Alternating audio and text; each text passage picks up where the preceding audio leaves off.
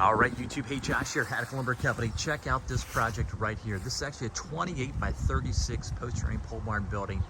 28 by 36, 10 feet tall.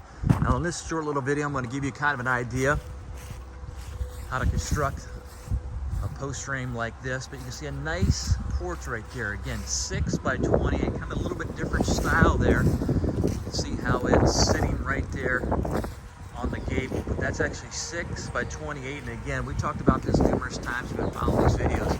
But again, you can see right there white, and that can come in a variety of different colors there. You can see the color pattern on this building.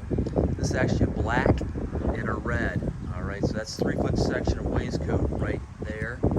All right, so let me kind of give you an idea. The kind of a neat porch. All right, so there's different ways to construct a porch. Obviously, you can put it on the gable, you can put it on the eave, you can run it 6, 8, 10, 12, whatever you want to do there. But you can see right there, again, 6 by 28.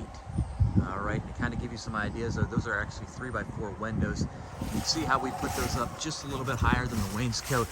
Now, if you've been following these videos, a lot of times we'll set the windows right there on the wainscot trim. But you can see right there, 3 by 4. On a building like this. Again, 28 by 36. You see the black soffit fascia detail right there as well. So you can see the site prep that we had to do here. So let me kind of hand back just a little bit right there. See how we had to bring that up to grade. All right, so a nice 2-car garage set out here in Crawford County, Ohio. Right. 3 by 4 window right there. Now the openings here, again, 10 feet tall at the eave. So not a real tall building there, but these 2 overhead doors are going to be installed. Those are actually 10 by 8. All right, so kind of give you an idea. All right. So you can see we utilize actually 4-foot on center truss spacing right there. We got our vapor barrier. Again, if you've been following these videos, we either utilize a drip stop that comes pre-assembled, pre-applied to underneath the metal, or we use a vapor barrier. All right, and that provides moisture condensation control.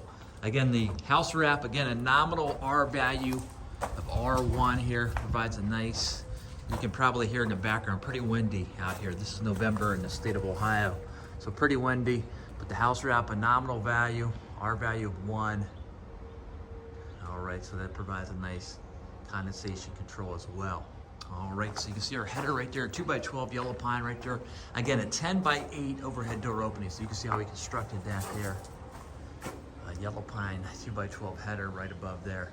And again, black detail on this. All right, so again, comments always welcome. Pretty short little video here, but a nice, cute, quaint 2-car garage with kind of a unique, I think, unique porch right there, 6 by 28. All right, so keep it locked, keep it loaded right here. Comments always welcome. Attic Lumber, and then atticlumber.com.